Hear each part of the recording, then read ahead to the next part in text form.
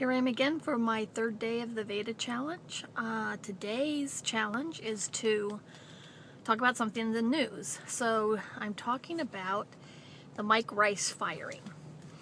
Now, Mike Rice is the men's basketball coach at Rutgers University, and Rutgers is just right around the corner for us. So we've actually met Mike Rice. We met his predecessor too. His last name was Hill, I believe.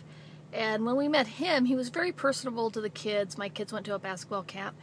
When we met Mike Rice, he was a little bit on the arrogant side. So I could see where he was going to get in a little bit of trouble. The interesting thing is that it wasn't just that he pushed his players and yelled obscenities at them. It's that they actually took action against him, and he continued in the same practices.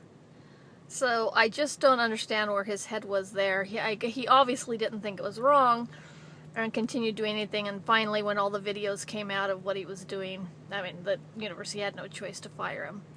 I'm not really for firing people, like an automatic firing when people make mistakes. Sometimes you have to give them a chance to change, but I think he did have the chance, and that's what happens. I'll see you again tomorrow. It's Cecile at theshoppingduck.com.